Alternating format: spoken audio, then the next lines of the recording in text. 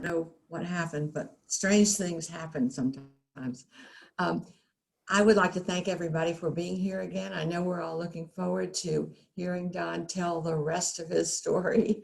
I've had so many people stop me and say thank you for doing this term, and thank you for getting Don on there.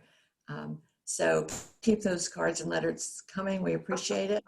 And at this point, I would like to turn it over to Don because I know he has a lot of good things to tell us. Thank you. Don? Thank you, Diane, and good morning, everyone. I'm pleased to welcome all of you back for part 2 of my musical Odyssey. I guess I didn't scare you away last week, either that or your brutes for punishment.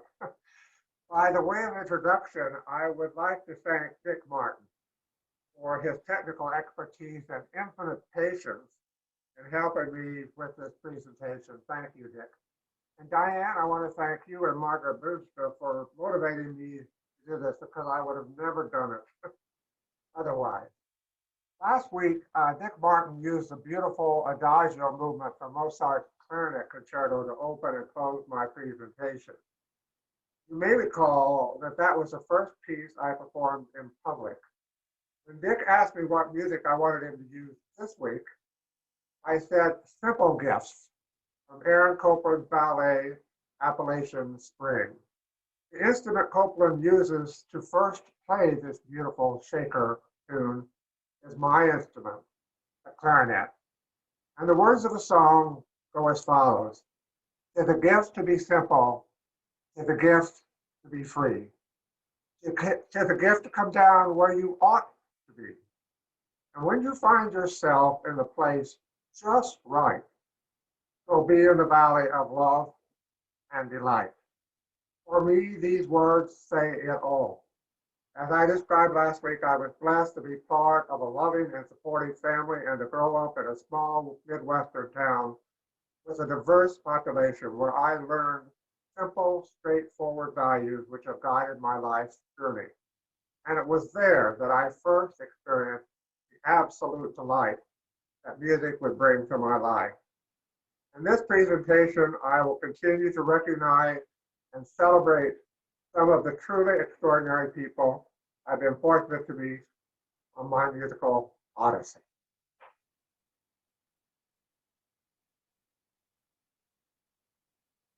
Okay. That's it.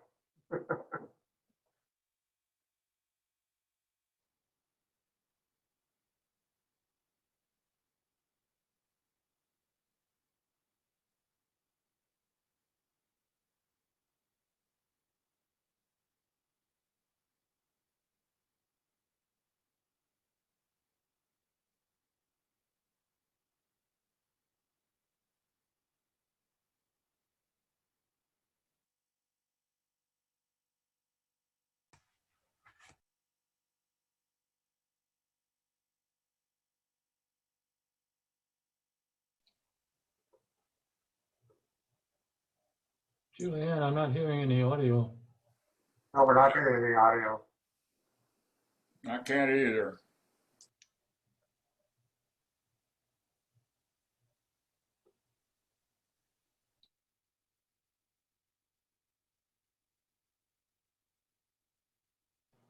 All right, why not start with technical difficulties? All right, it was going on my end, so let me try again. Make sure everyone has their volume up.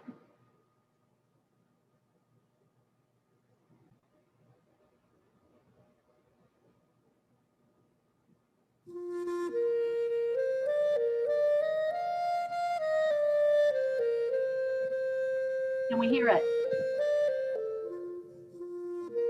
Yes. Yes.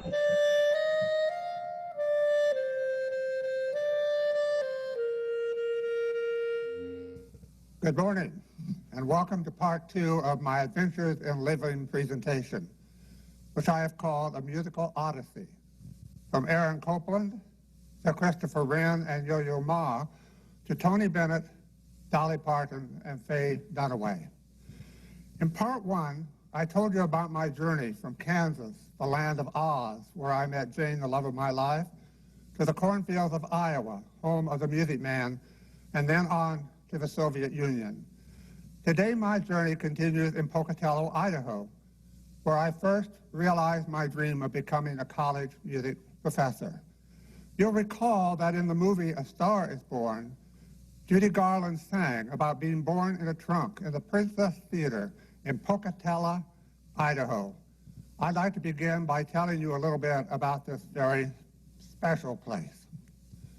Located among the snow-capped mountains in the southeast corner of Idaho and next to the Bannock Indian Reservation, Pocatello is about 100 miles from Yellowstone and the Grand Tetons to the north, Sun Valley to the west, and Salt Lake City to the south. For a couple from the flatlands of Kansas, this was a very exciting place to be. The music department was housed in a new fine arts building, which included an excellent 500-seat concert hall named after the first department chairman, Rudolph Göransson. The faculty, though small in number, was excellent.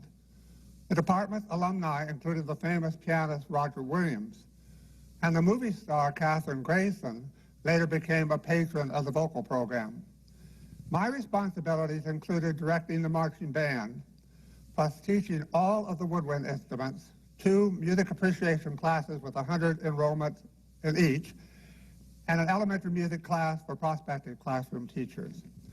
Jane was 8 months pregnant at the time we made the long 1,400-mile drive to Idaho. Her parents came along to help us get started. Our son, Matthew, was born on Monday, September the 9th, which was the first day of classes at the university. Amazingly, it was also my birthday.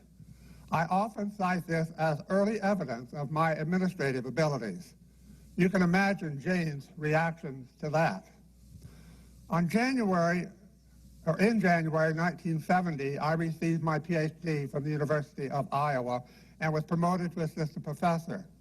That spring, the Mini Dome opened at Idaho State as the first covered football stadium on a college campus. Soon, it was affectionately dubbed the Half Astrodome, after the Houston Astrodome that predates it. I still remember the concert presented by the Mormon Tabernacle Choir to dedicate the arena. By this time, my bingo marching band had grown from about 50 to 160 members. In August, the band began rehearsing in the Mini Dome at 6:30 a.m. 3 mornings a week. That fall, I also became conductor of the Idaho Falls Symphony Orchestra. This meant that I had to commute 120 miles round trip every Monday evening up through the craters of the Moon National Monument. During a snowy Idaho winter, this drive was often a frightening experience. It's amazing the things you do when you're young, fearless, and need the money. The orchestra in Idaho Falls included many excellent musicians who were associated with the nearby Idaho National Energy Laboratory, which was a 900-square-mile complex that employed about 4,000 scientists. Many of the scientists were also musicians or were married to musicians. For example, the orchestra's concertmaster, shown here, Betty Petrie, who was married to one of the scientists, went on to play with the Boston Symphony. Betty was also an excellent pianist.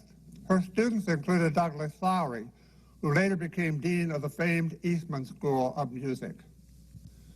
On March 27, 1971, we were blessed with the birth of our second son, Mark Andrew. So life at our house was becoming very busy, but it was about to become even more hectic. That summer, Harold Mealy, the chairman of the music department, had a serious heart attack and had to take a break from his teaching and administrative responsibilities. Shortly after, I was called to President Bud Davis's office. Dr. Davis said he'd been very impressed with my leadership in building the band program, and that anyone who could get 160 students to attend a 6:30 a.m. rehearsal and march in formation while playing an instrument at the same time would find working with the faculty to be, in his words, a piece of cake. He asked if I would serve as department chair. I said, sure, not fully realizing that my career path was changing. That fall, I also replaced Harold Mealy as the conductor of the Idaho State-Civic Symphony. The ensemble, established in the early 1900s, was the oldest orchestra in Idaho. The symphony is a cooperative town gown effort with many Idaho State students participating for class credit and music faculty members serving as principal chair players. So the quality of both the Idaho Falls and the Idaho State-Civic Symphony orchestras was excellent. During my tenure, both orchestras performed major works ranging from symphonies by Beethoven and Mozart and the Bach-Brandenburg Concerti to Berlioz's Roman Carnival Overture and Tchaikovsky's Capriccio Italiane. About this time, I also became involved in several professional music organizations, including the newly formed International Clarinet Association. In addition to teaching college music students, I also gave lessons to a few adults. One of my adult students, Betty Brockett, became publisher of the Clarinet, which is the official referee journal of the International Clarinet Association. And my former teacher, Robert Schott, became the first secretary-treasurer of the organization. During the late spring of 1972, I was nominated for the music department chair position at the University of Florida. In July, I flew into Gainesville on an Eastern Airlines jet for the interview. And when I stepped off the plane into the Florida humidity, I thought I was in a sauna bath. I was met at the airport by Joe Sabatella, who was assistant dean of the College of Architecture and Fine Arts. He was coordinating the work of the search committee that was chaired by Richard Beaux, director of bands. Carol Hayes Christensen, a nursing professor who now lives at Okemos, was a member of that committee. Joe drove me to his home where we had a lovely dinner prepared by his wife, Ruth. We were joined by several of their children, including Mary, who is now admissions and marketing coordinator for Okemos Health Pavilion. The possibility of coming to a major university like Florida with an enrollment of 20,000 students, a well-established music program, a brand new music building, and an excellent faculty was very exciting. But it was also a little intimidating because my administrative experience was pretty limited and I was only 31 years old. Somehow I emerged as the search committee's top choice. And the dean of the college, music professor Robert Beaux, offered me the position of department chair at the rank of assistant professor without tenure. I accepted with the understanding that my appointment would not begin until January. This would enable me to complete my fall semester responsibilities at Idaho State and conduct the 2 orchestra concerts that had already been scheduled. Dean Beaux agreed. On November the 5th, I conducted my final concert with the Idaho State-Civic Symphony. I was especially pleased that James and my parents were able to attend. That evening was a culmination of 4.5 years in God's country, where our sons were born and where we made lifelong friends. We were truly blessed to have journeyed there. On December the 15th, when it was minus 20 degrees with ice fog in Pocatello, we began the long 2,300-mile drive to Gainesville, Florida, and our new house in Briarwood. Our new neighbors there would include Richard and Margot Petway, who became lifelong friends and are now fellow Okemos residents. By 1973, music had a long history on U.S. campus, beginning with the first student music clubs in the early 1900s to now offering accredited undergraduate music degrees, numerous performing ensembles, and the dedication of a new music building. The faculty at that time included Reed Poole, former music department chair, and Richard Beaux, director of bands, who became my mentors and very good friends. Back then, the department was primarily known for the excellent reputation of its band program that had been established by Colonel Harold Bachman. Before coming to UF, Bachman was nationally known for his $1 Million Band, which was similar to John Philip Sousa's famous band. The University Choral Program, under the leadership of Woody Keister and John Grigsby, was also quite good.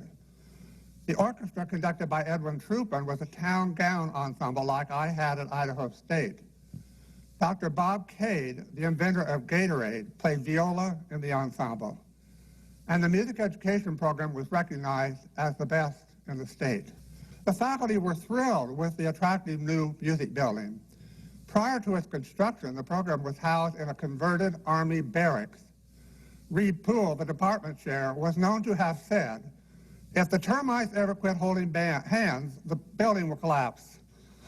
For the new building's dedication in 1971, the famous American composer Aaron Copland was invited to campus to receive an honorary degree.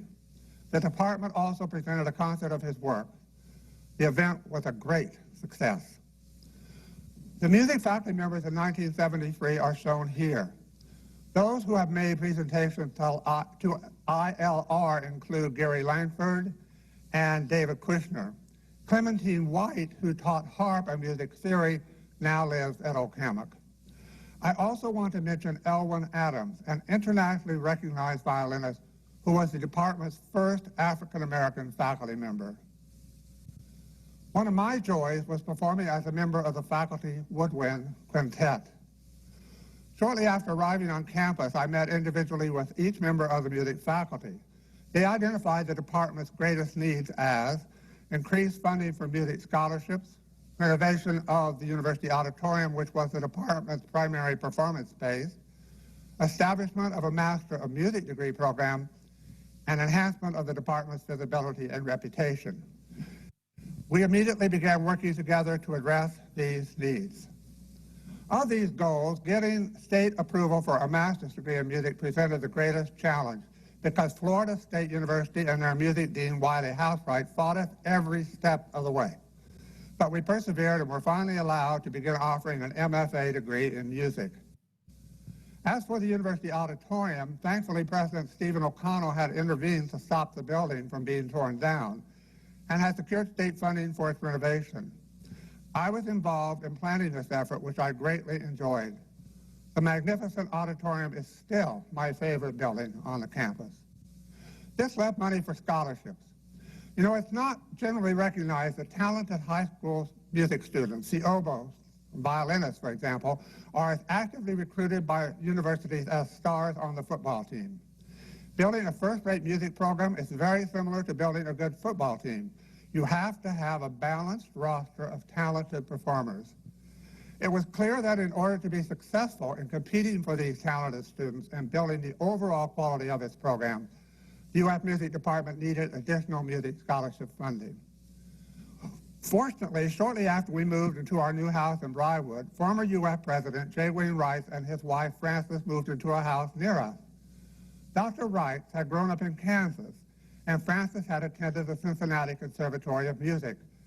So we had a lot in common and soon became very good friends. In October 1973, I invited Frances to join me for lunch in the Arredondo Room in the Rice Union, where I told her of our need for music scholarship funding. Frances enthusiastically agreed to help me create an organization to meet this need, and we decided to name it the Friends of Music. Frances began identifying people she knew from her years as UF's First Lady, plus many of her friends from the First Presbyterian Church. My part of the effort was to work with the faculty to plan a highly visible performance of a major work that would highlight the talents of the music department.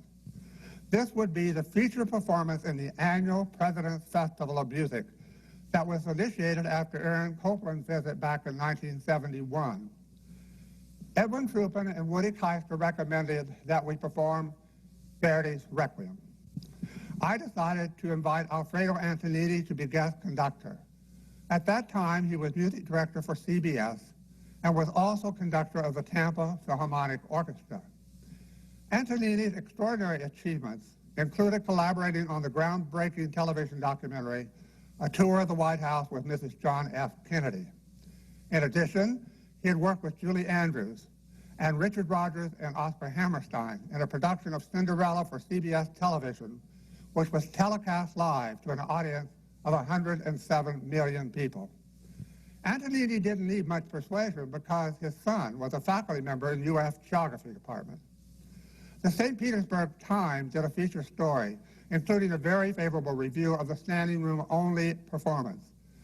The event was followed by a reception at the President's home, hosted by E.T. and Van York, to which all of the prospective members of Friends of Music were invited. This was followed a few weeks later by an organizational meeting of the same people, and we were off and running. Here is the publication we used for the membership campaign. If you look very carefully, you may see Oak-Hammock residents Don and Pat Collier in the chorus. In 1974, the Friends of Music became the first art support group at the University of Florida and one of the first of its type in the country. From the very beginning, Friends of Music was blessed with leadership by great presidents. They included William Roundtree, who had been a U.S. ambassador in Asia, Africa, and Latin America. We also became very close friends.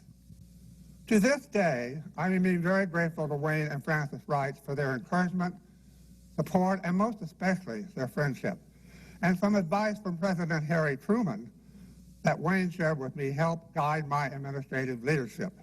Quote, "It's amazing what you can accomplish if you do not care who gets the credit," unquote. In 1974, I was approved for tenure and promotion to associate professor. So Jane and I assumed our family's future would be in Gainesville. The following year, a decision was made to divide the College of Architecture and Fine Arts into two separate colleges, and Joe Sabatella became the founding dean of the College of Fine Arts. Then in 1976, our country celebrated the U.S. bicentennial. By then, the University Auditorium was under renovation, so we had to move the department's concerts to the Rice Union Ballroom and nearby churches. For the featured President's Festival bicentennial concert, Frank Wicks, who had replaced Richard Beaux as director of band, and I decided to create an old-fashioned concert in the park program featuring our symphonic band. The event would be held in the old Florida gym. I invited Carmen Dragon, who was an Oscar-winning film music arranger and conductor of the Hollywood Beaux Symphony Orchestra, to be our guest conductor. At the time, his son Dale Dragon was part of a very popular music group called the Captain and Tennille. You may remember them. Featured soloist for this event was a new U.S. faculty member, soprano Veronica Tyler. Before coming to U.S., Miss Tyler had appeared with the New York Philharmonic and conductor Leonard Bernstein in his innovative Young People's Concerts. She has also performed for President Johnson at the White House and had embarked on an international career, including performances at the Metropolitan Opera. I first met Veronica in 1975 when she had been a soloist for a Beethoven 9th performance at UF. Getting Veronica to join our music faculty was a real coup. This photo shows Dragon, Tyler, and Wicks attending a reception at the President's home following the very successful concert. For the bicentennial year, the Kennedy Center was sponsoring the Parade of American Music, which was a series of performances in the main concert hall featuring music by composers from each of the states. The National Federation of Music Clubs helped organize the series. Professor Jack Kitts and I assumed responsibility for the Florida event. For the Florida Day program, Jack and I created an all-faculty orchestra representing each of the state's music schools to perform music by Florida composers. A reception followed at the Florida House, which was, and I think still is, the only state embassy in Washington. Participating in this project was a wonderful experience for all of us. That spring, I received an invitation from the University of Missouri in Columbia to become chair of their Department of Music. I knew about Mizzou because two members of my family had been students there. They were my Uncle Delton Houchins, who went on to become Speaker of the House in the Missouri legislature and a major figure in the National Democratic Party. And track star Kent Farley, who was a team member with Olympian Jackson Schultz, who was made famous in the movie Chariots of Fire. In addition, my first band teachers, Charles Warren and Doc Blanchard, were Mizzou alums. Living in Columbia, Missouri would mean that our sons could grow up close to their grandparents and other family members, which was especially appealing. So, even though in terms of career path it was a lateral move, I accepted the appointment as professor and department chair effective that August. The Friends of Music hosted a lovely going-away party for our family, and we were told, "You may leave Florida, but you'll never get the sand out of your shoes." Little did we know how true that would be. In the 19th century, Columbia, Missouri became an important educational center. It was home to Stevens College, the so-called Vassar of the Midwest, Christian College, another girls' school, and the University of Missouri. And by the 20th century, Columbia was also known for the excellence of its public school system. In 1839, the University of Missouri, or Mizzou as it's now known, became the first public university west of the Mississippi River. Because of its relationship with the Louisiana Purchase, the school was shaped by Thomas Jefferson's ideas about public education. In fact, his original tombstone is located on the campus. Like Florida, Mizzou is also a land grant and space grant institution, and in 1908 became a member of the prestigious American Association of Universities. University of Florida didn't become an AAU institution until 1985. Mizzou, widely known for its beautiful historic campus, is Missouri's largest university and the flagship of the four-campus University of Missouri system that was created in 1963. Mizzou is very similar to UF in terms of the number of disciplines housed on a single campus. In addition, Mizzou includes a major health center very similar to UF's Shands. In 1917, the Department of Music was established as part of the College of Arts and Sciences.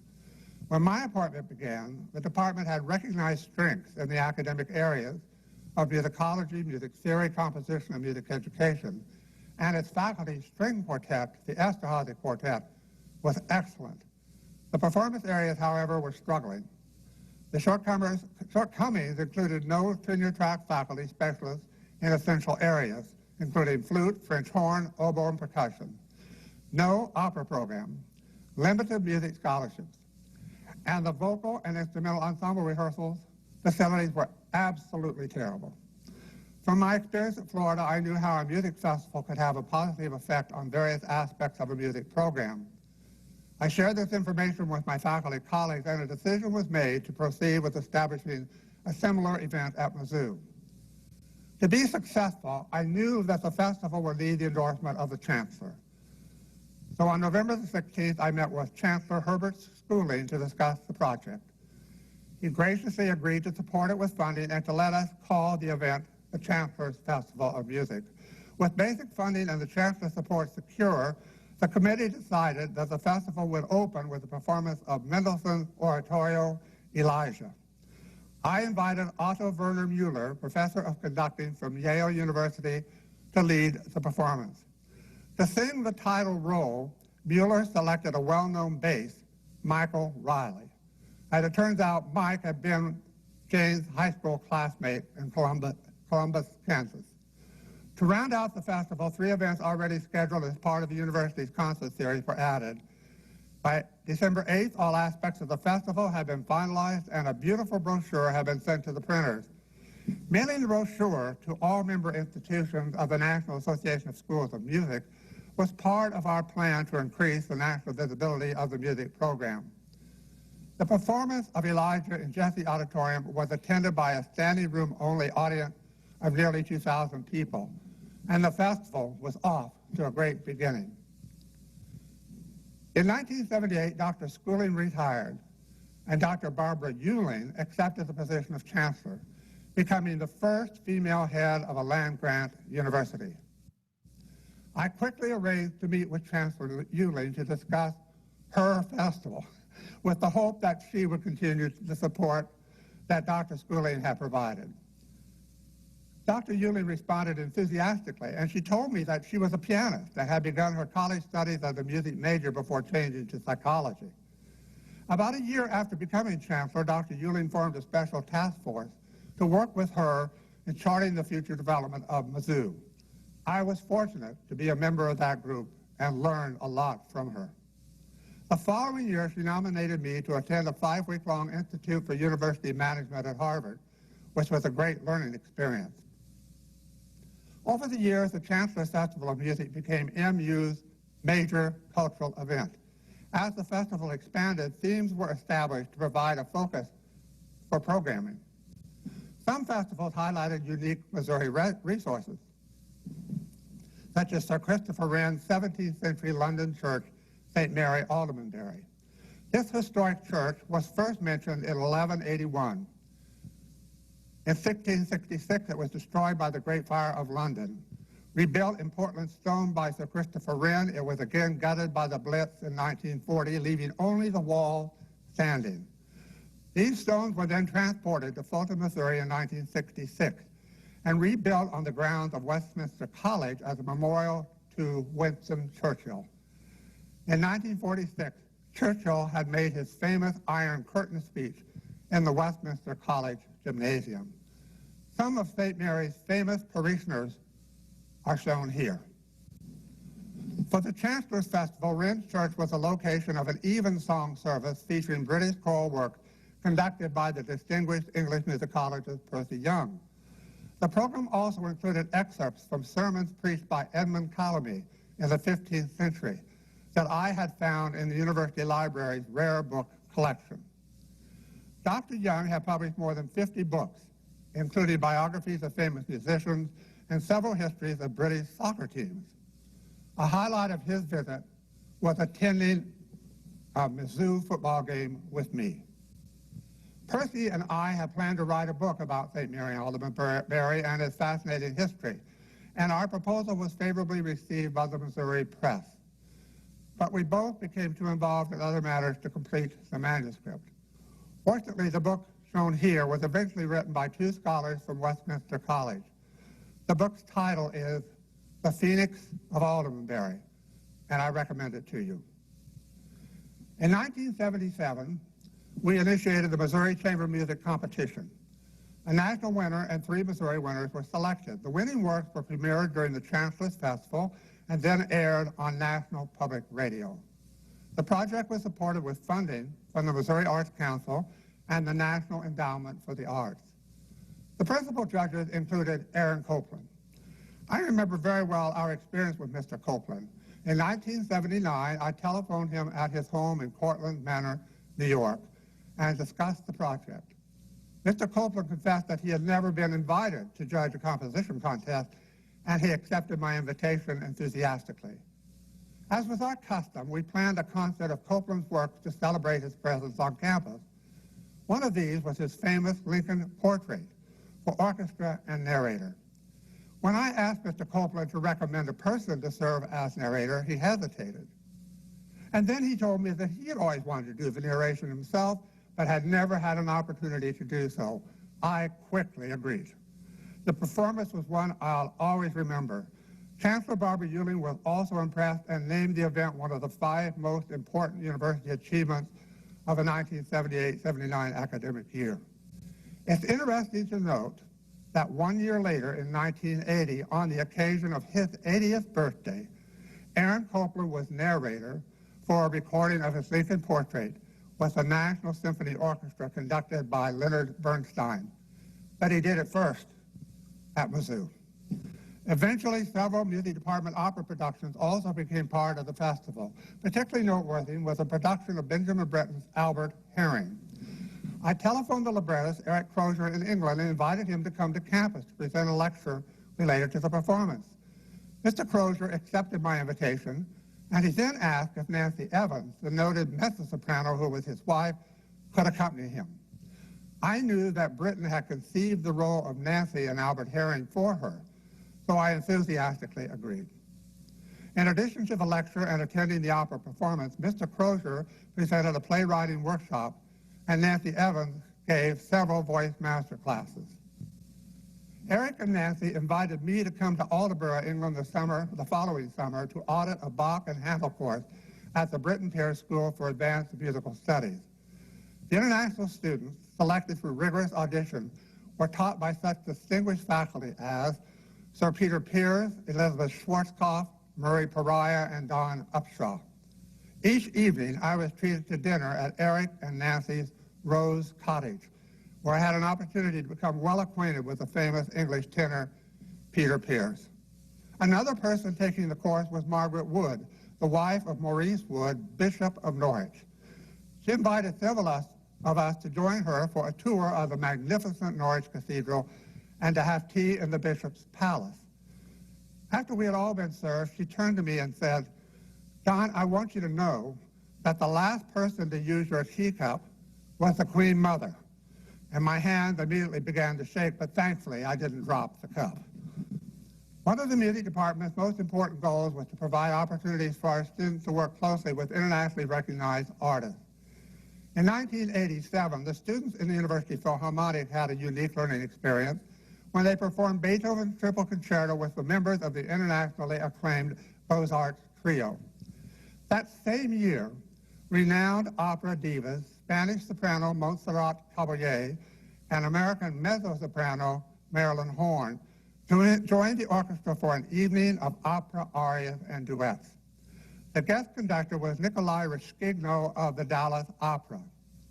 Their only other performances of this identical program were with the San Francisco Symphony, the National Symphony Orchestra at the Kennedy Center, and the Metropolitan Opera Orchestra at Lincoln Center. Clearly, Mizzou's student orchestra was in great company.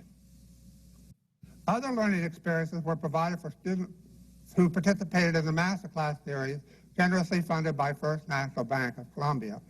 The masterclasses gave students an opportunity to interact with distinguished artists such as cellist Yo-Yo Ma and pianist Emmanuel Axe. This was my first meeting with Yo-Yo Ma, who was just beginning his career in 1984. Not only did he do the master class, but he also attended the University Orchestra's rehearsal. It was a magic experience for everyone. But our paths were crossed again numerous times. A major project related directly to the Chancellor's Festival that benefited our program in numerous ways was the formation of the Friends of Music organization. In 1974, I created a similar group at UF. I asked my good friend and collaborator, William Bondison, who was director of the concert series, to assist with this effort, and he agreed. Since then, Mizzou's Friends of Music organization has raised over $2 million for music scholarships. The festival's enhancement of the Department of Music's reputation and visibility also enabled us to successfully recruit extraordinary new faculty. They included coloratura soprano Costanza Kukuro, who you may recall I had known as Connie Norwood at Iowa. Connie was one of the youngest contestants ever to win first place in the Metropolitan Opera auditions. And then she began her international career with the Zurich Opera and later became the leading coloratura soprano at the Deutsche Oper Berlin. She went on to perform with many leading opera companies, including the Metropolitan Opera and the Vienna State Opera. Connie also appeared as soloist with the Chicago, Cleveland, and Berlin orchestras, and was heralded for her recordings of the music of Johann Sebastian Bach. While at Mizzou, Connie won several distinguished teaching awards, and one year she charmed Missouri Governor John Ashcroft, shown here, by presenting a recital at the governor's mansion. I actually think that helped the university's budget that year, if I remember right. We were also able to appoint Cuban pianist Santiago Rodriguez to the faculty. Santiago had just won the silver medal in the Van Cliburn International Piano Competition. And while I'm talking about Mizzou, I should also mention the famous music alumni I was privileged to know. They included the singer, songwriter, and actress Sheryl Crow, who has sold more than 50 million albums worldwide and garnered 9 Grammy Awards. Others were Eugene Watts, trombonist in the Canadian Brass, and renowned tuba player Harvey Phillips. In 1989, Chancellor Haskell Monroe provided funds for us to hire an architect to develop a preliminary design for a new music building that was badly needed. In 2018, Jane and I returned to Columbia for the 100th anniversary of the founding of the School of Music and the groundbreaking for this new facility. I am so pleased they got it done in my lifetime. While on campus, I also became reacquainted with Beetle Bailey, who was created when Mort Walker was a student at Mizzou. During these years, I became extensively involved in the National Association of Schools of Music, where I evaluated university and college music programs in numerous states for NASM accreditation. I also served on the board of directors. As a result of my experiences with NASM, in 1990, I had the privilege of representing the United States on an international panel of music administrators to evaluate the Hong Kong Academy of Performing Arts and its plans to offer college-level degrees. The other panelists were from Australia, Austria, the United Kingdom, and China. While in Columbia, we planned a family trip each summer that ranged from Kiowa Island and a Colorado dude ranch to England and Scotland. But perhaps best of all were the adventures we had in scouting, including canoeing the beautiful Ozark National Scenic Riverway and hiking in Wyoming's Wind River Range.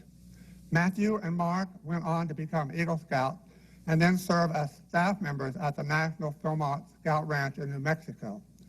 Jane and I believe our sons' scouting experiences were as important in many ways as what they learned during their college years. When the boys entered middle school, Jane resumed her nursing career. She taught in the nursing program at Central Methodist College in Fayette and worked as a public health nurse, where one of her patients was the famous singer and actress Jane Froman. Jane especially enjoyed her experiences administering a major March of Dimes grant for Mizzou's music school. The program was designed to assess the health status of preschool-age children in rural Missouri. In 1990, I learned that Joe Sabatella had announced his retirement after 15 years as dean, and that I was being invited to apply for the position. Next came the interview, and several weeks later, Dr. Gene Hemp called and asked me to return to Gainesville to discuss the offer they wanted to make. I feel truly fortunate to be given an opportunity to work with the gifted faculty, dedicated professional staff, and talented students at Mizzou. I remain grateful to all of those who supported my efforts. I'll always treasure the wonderful experiences Jane and I and our sons had with our family members who lived near Columbia. During my earlier tenure at UF, it was clear to me that music and the other arts were simply not a priority. UF had wisely decided to build its national reputation by investing in those areas of historic strength, namely engineering, agriculture, law, and medicine, which stemmed from its early days as an all-male land-grant institution. So before accepting the appointment as dean, it was important for me to determine the current status of the arts in UF's priorities. Since my first campus visit, John Lombardi had been appointed UF president, and Andrew Sorensen had been named provost. So I asked Gene Hemp to arrange for me to meet with them. When I asked President Lombardi about his philosophy regarding the role of the arts in the mission of the university, he spoke eloquently, saying that he considered the arts to be central to the university's mission.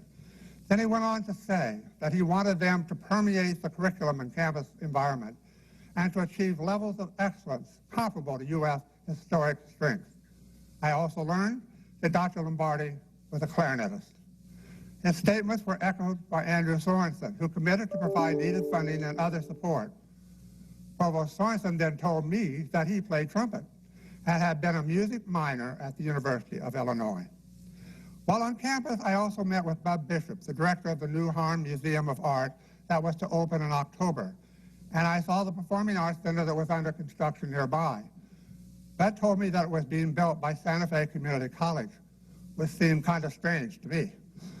Given the assurances of support that I received from Lombardi and Sorensen, I agreed to accept the appointment as dean effective September the 5th. So I became part of the class of 1990 shown here. Soon after the fall semester began, the Gainesville Rotary Club hosted a reception in our honor. When President Lombardi introduced each of us, he indicated where we were coming from. But when he got to Steve Spurrier, Lombardi simply pointed to heaven. And as we all now know, he was correct.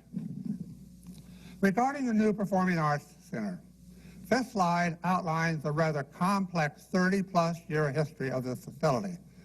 I don't have time to get into all of the details, but I do want to mention that the conversation about such a place began in the late 1960s following a performance by the Philadelphia Orchestra in the old Florida Gym.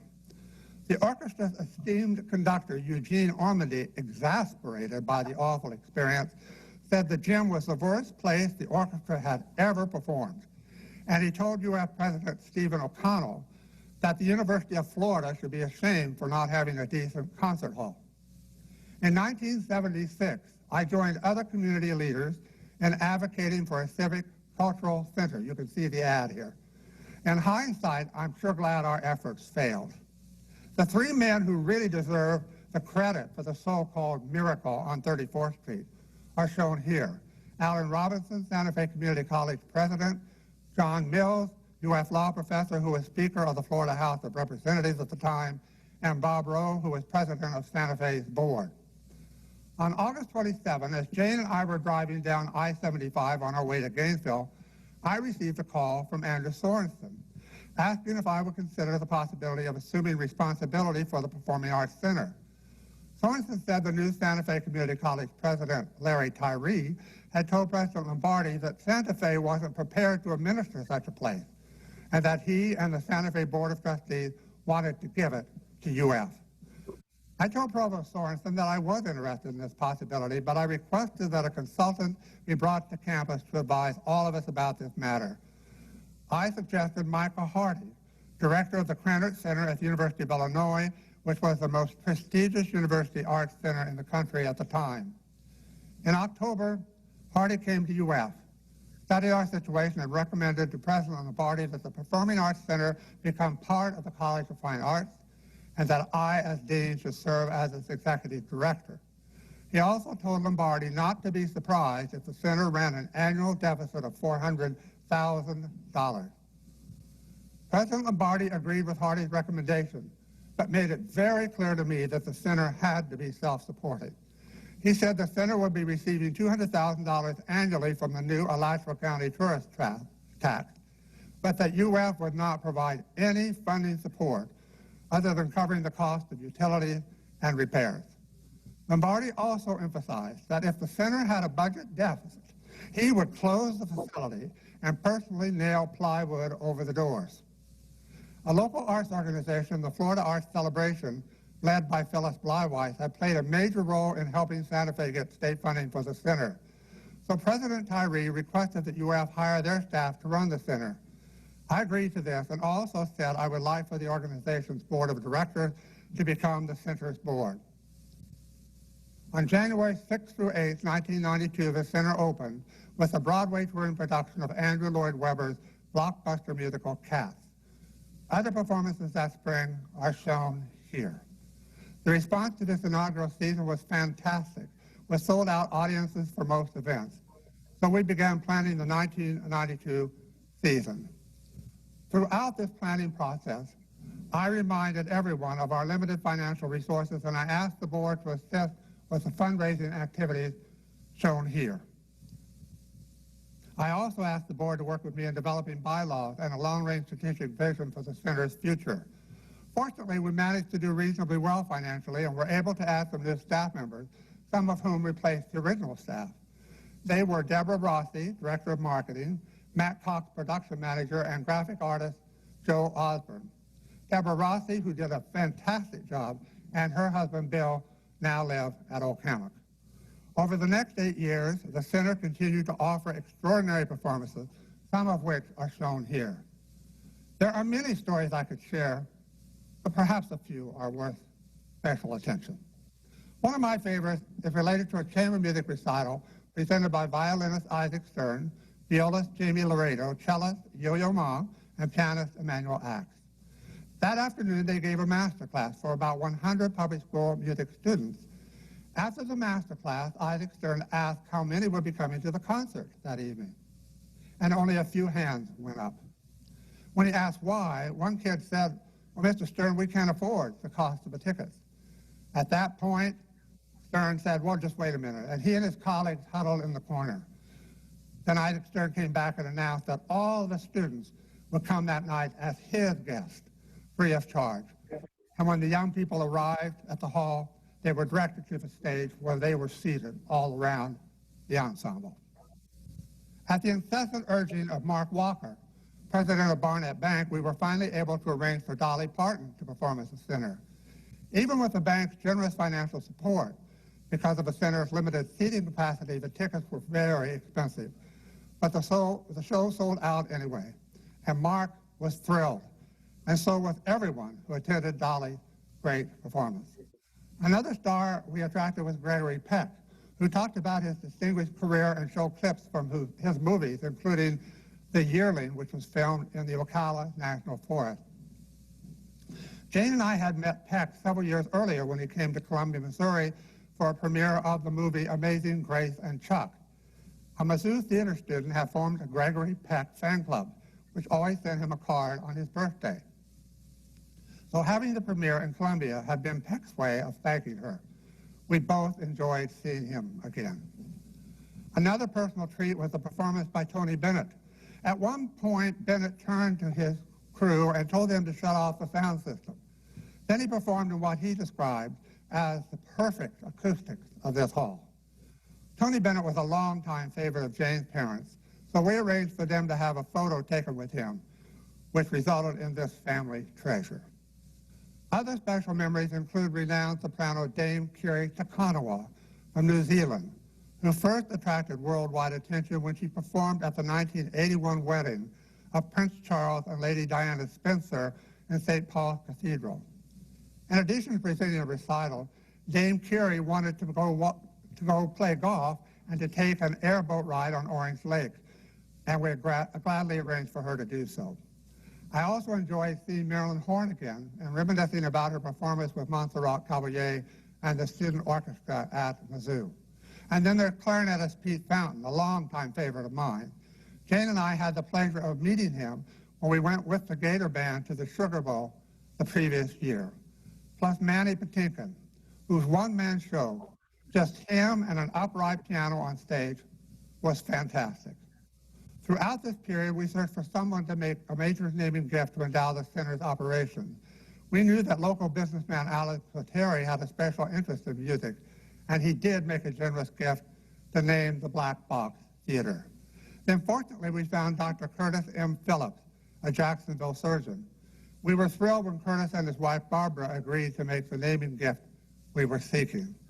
With this funding in place and some additional dollars from UF, we can now recruit someone to serve as full-time director. And in 2000, we succeeded in attracting Michael Blashley from UCLA. I wanted the Phillips Center to become one of the top 10 university-based performing arts centers in the country, including hosting residencies and commissioning new works, like Cantor Auditorium had been doing at my alma mater, the University of Iowa. Michael already had a national reputation for the exemplary program he had established at UCLA, and he set to work to do the same for us. I appointed Michael to serve as Associate Dean for Arts, Resources, and Services, which meant he would be responsible for overseeing the operations of the University Auditorium and the new Bauman Center, in addition to the Phillips Center. And under Michael's leadership, it wasn't long before University of Florida Performing Arts was the equal of distinguished programs at Iowa, Illinois, Michigan, etc. The following year, 2001, 2 days after my 60th birthday, the horrific terrorist attacks on our country occurred. The next day, I was asked to arrange for music to be presented at a memorial service in the University Auditorium. In addition to music from the Carillon, our faculty cellists played excerpts from one of Bach's unaccompanied cello suites, and our distinguished soprano, Elizabeth Graham, sang Amazing Grace and America the Beautiful. At a very difficult time, we were all reminded once again that the heights and depths no words can reach, music is the soul's own speech. And now to the college per se. Soon after arriving on campus, I created a strategic planning committee to help me chart the future development of the college and its programs. Following President Lombardi's vision, our overall goal was for the arts to permeate the campus and to be a major player in the university's future. The 4 specific objectives the faculty and I established were increasing graduate degree offerings and enrollment, establishing interdisciplinary programs, creating international programs, and becoming a leader in the arts and technology. These college objectives align with UF's priorities as established by President Lombardi. I also decided to focus on fundraising for new facilities. So how did my leadership team do? Assisted by an excellent professional staff, I should add. As shown here, with great support from Provost David Coburn, Betty Capaldi, Joe Glover, and Gene Hemp, plus Graduate School Dean Wynn Phillips, we accomplished the overall goal and the objectives that I just shared with you.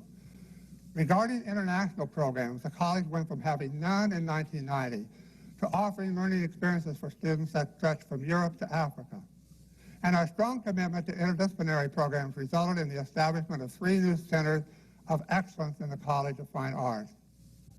The Center for World Arts, founded in 1995, emphasizes collaboration and artistic exchange between UF and both Latin American and African artists. The Center for the Arts and Medicine, established in 1996, marries the arts and medicine through collaborative programs with UF's Shands. The center has become internationally recognized for the excellence of its programs. In 1999, the Digital World Institute was created as a partnership between the Colleges of Engineering and Fine Arts. Emmy Award-winning composer James Oliverio was identified through a national search as our top choice to serve as executive director. One of our most significant accomplishments was establishing a formal partnership with between UF and the award-winning New World School of the Arts in Miami. This nationally recognized conservatory has both high school and college students. New World College graduates can earn Bachelor of Fine Arts and Bachelor of Music degrees from the University of Florida without ever setting foot on our campus. Two of the most pleasant experiences I had while working with the New World Partnership was getting to know Daniel Lewis, the Dean of Dance, and Tallulah Brown, who was Administrative Assistant to the Dean of the School of Music.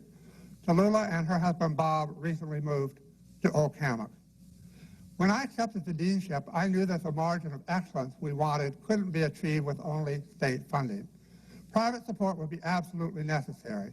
So fundraising, or friend-raising as I call it, became a very important part of my job description. During my tenure, I helped generate more than $13 million in external funding for the arts. The UF Foundation, headed by Vice President Paul Robel, provided great encouragement and support for this effort. Paul and his wife, Susan, also live at Ocamok. Plus, I had the assistance of several excellent development directors in the college, including Elizabeth Bedell and Peg Richardson. They worked directly with me in identifying and cultivating potential donors. Looking back, I realized how fortunate I was to meet some wonderful people as a result of my fundraising activities. While I was dean, UF was involved in two major capital campaigns. The first campaign was already underway when I arrived in 1990. For the second campaign, a few years later, each college was asked to form a fundraising committee to help with the effort. One of the college's distinguished theater graduates, Malcolm Gett, had already volunteered to serve on the committee.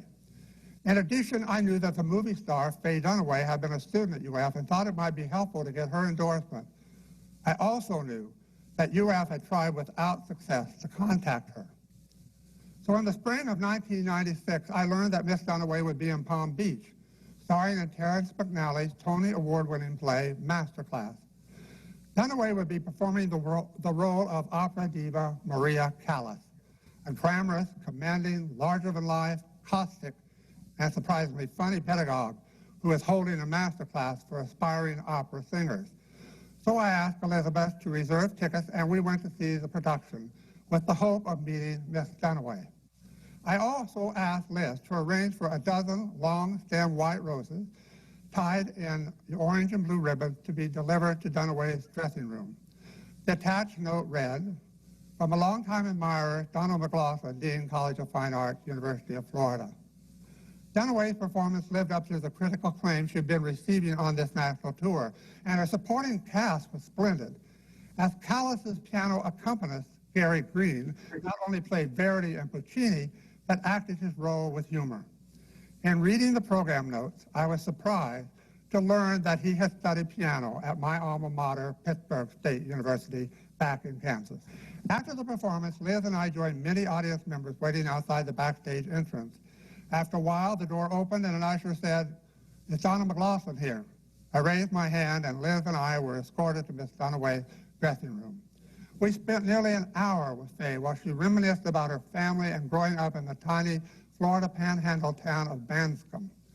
Regarding her years at UF, Faye told us that she was always a runner-up, but never selected the queen, and how much she had loved her first serious boyfriend, who became a physician in Jacksonville. She said she should have married him. She also talked about her teenage son and how she would like to bring him to Florida someday to see where she grew up. I told Faye about the capital campaign, and she graciously agreed to serve as honorary chair of the college's committee and gave us a photo used for publicity purposes, plus the telephone number of her agent should we need to reach her. Then, as we were preparing to leave, she gave me a big hug and a kiss. Wow, talk about the fringe benefits of fundraising. Our capital campaign successes included a major gift from Dr. William and Nadine McGuire for a new theater and dance facility that we named the Nadine McGuire Theater and Dance Pavilion. Previously, the McGuires had provided very generous funding for the Florida Museum of Natural History acclaimed butterfly program. Shortly after this, I was in the president's box for a football game, and President Young asked if I would be interested in a new facility for the Gator Band program. I immediately said, yes, please tell me more. He related that UF had recently approached George Steinbrenner about making a gift to athletics.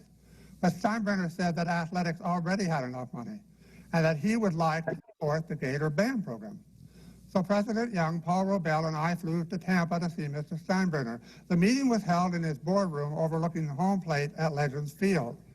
After an exchange of pleasantries, I asked Mr. Steinbrenner about how he became interested in marching bands.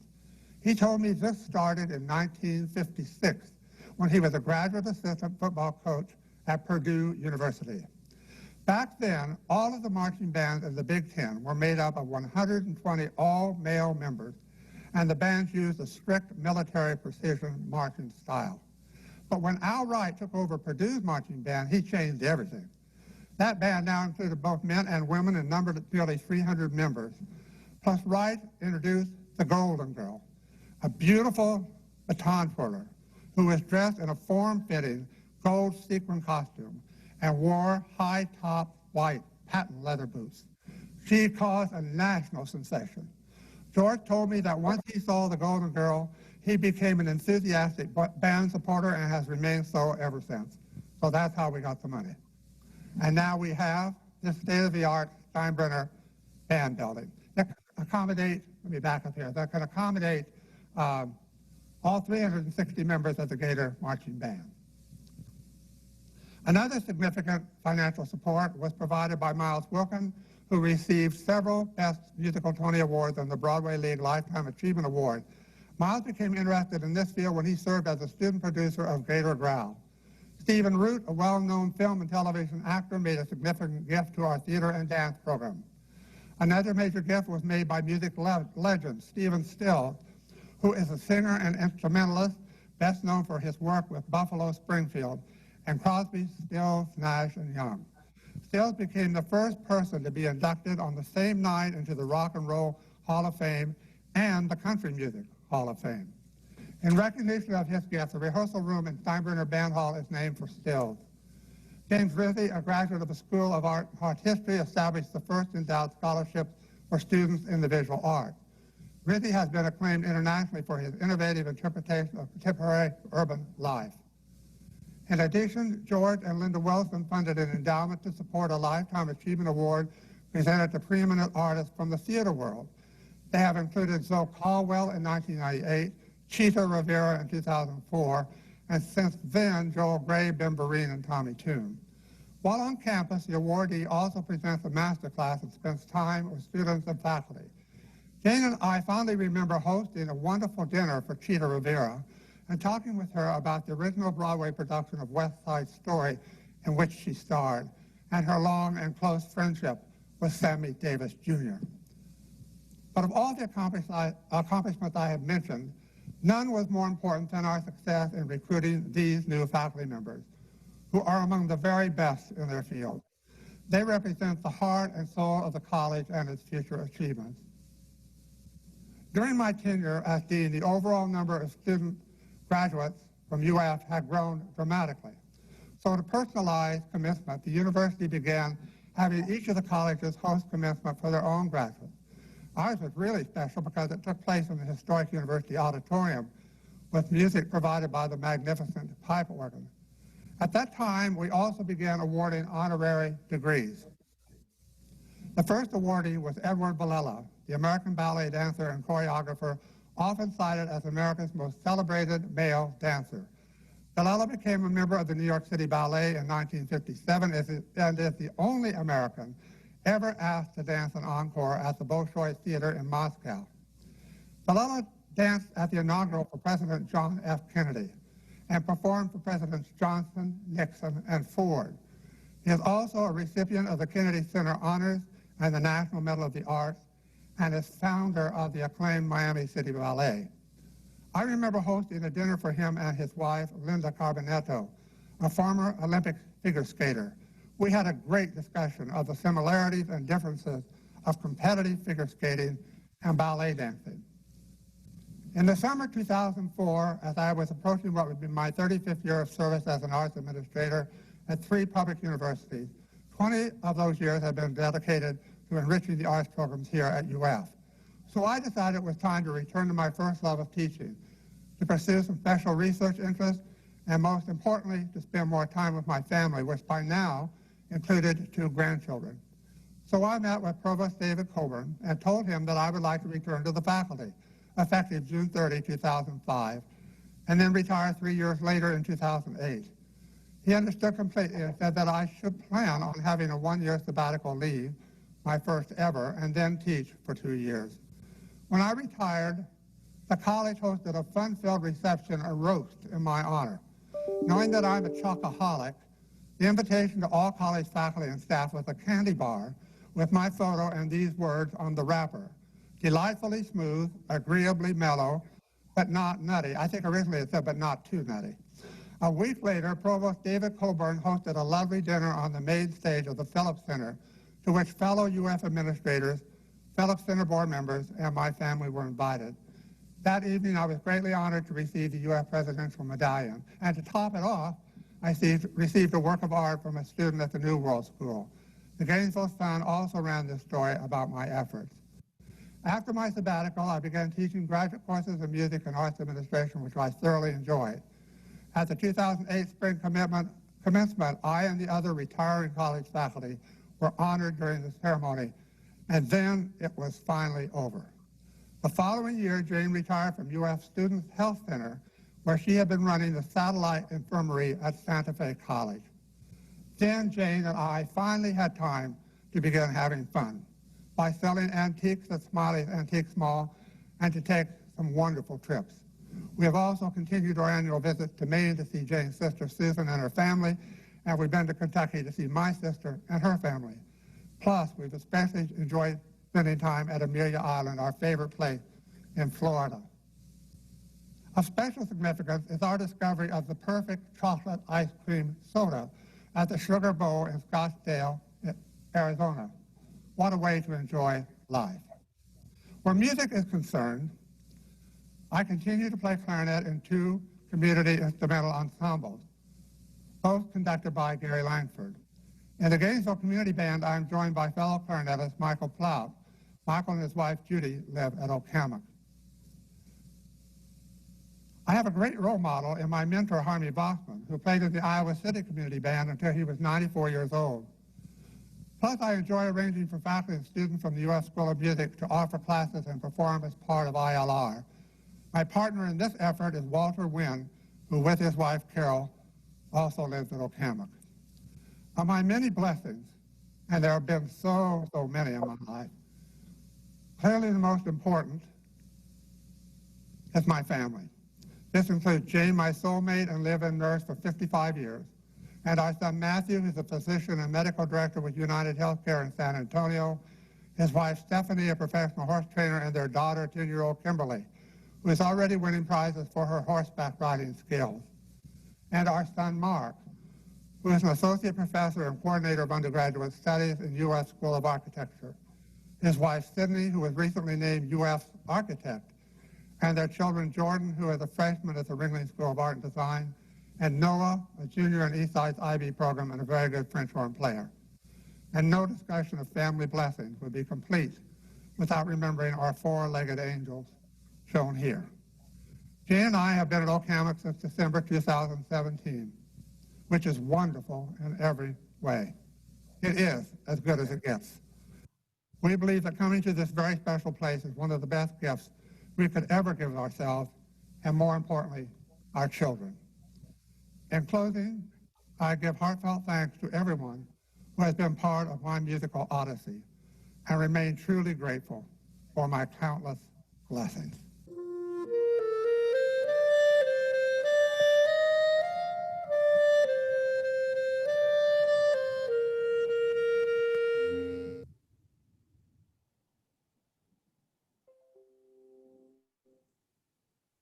Don, all I can say is thank you, thank you, thank you. Yes. And I'm exhausted after hearing all that you've done. Yes. My Do we goodness. have any questions for Don at this point? I know Richard Petway last week said that he was saving some up for today. Dale, did you have a question?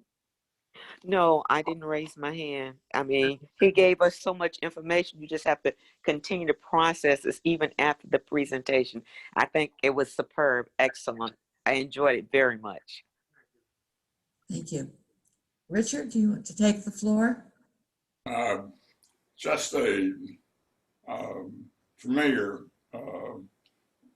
relationship we've had over the years. We even went back and forth from Mizzou together, not at the same time, but I followed him once to Missouri. He followed me back to Florida, and I followed him. So had a great pleasure knowing them for a long time, and actually being familiar with the Midwest, although Margo and I are Texans. It was a great joy to go back to Pages, and especially I want to thank you about Copland. That music is just marvelous. The springtime, we keep hoping, even though we look out the window and see a winter day, but beautiful sunshine, and we all hope for spring, as Copland so adequately talked about. And the rights of man, what a fantastic way to go into this particular program. And I thank you so much for enlightening us all. Congratulations again, Don. Very kind, Richard. As Richard said, my wife Jane and Richard and his lovely wife Margot have been sort of following each other for years. They have a son named Eric, roughly the same age as our two boys, Matthew and Mark. And we were overjoyed, really, when they followed us here in Ocala. So thank you, Richard. Yeah. Diane, Judy, question. Michael South or Yeah. It's Judy. I want to thank Don for what he's done in getting more of those wonderful performances where he's brought students and faculty over here. But I also have a question for him. I mean, Mike and I have so enjoyed student recitals in the music hall, and yet there's so few people from here who go over there. It's interesting. People will go to the Performing Arts Center, you know, there's always a bus full for that. But have you got any ideas on how we can have more of our residents aware of these wonderful performances these kids are doing that they can go to, and they're free. I mean, they're just incredible performances over at the School of Music. And then the other thing is, what can you tell us about the new building that's eventually going to be on the corner of 13th and University? May I take the last question first? As I mentioned last week, there are announced plans to build a new School of Music building at the most prominent intersection in Gainesville. That is to say, intersection of 13th Street and University Avenue. Right now, there's a filling station there, you may know, across from Holiday Inn. That whole area has been set aside for the new music school. And what I say now is, I just hope it had happened in my lifetime. So really, it's the #1 new facility priority for the university, which is great. The legislature knows that. But I think given the pandemic and all of that, it's going to be a while. The second question is one that concerns me too, because many of these performances that the students and faculty give that are free, you know, they're really world class. And I want to give a shout out to Walter Wynn in particular, because Walter has been working with me and Michael as kind of a troika here to elevate awareness of music here at Ocala. And Walter puts out an email or to all those who indicate music have an interest when they come to Oklahoma. And then he arranges for the buses that go. So I'm just hoping that once life returns to normal, which is soon, I hope, that we can really get back into that again. Thank you, Judy, for mentioning that. Are there other questions or comments at this point? Okay, well, I think we should give a big thank you to Don for presenting these two sessions, and also again to Dick Martin, who without Dick, we just couldn't do it. Julianne, did you have your hand up there? No, I think I was scratching, but She's clapping. it's Yeah. been wonderful. It's always an honor to be a part of all of these presentations, but I appreciate Diane, Dick Martin, and Don for this one especially. Thank you. Very welcome.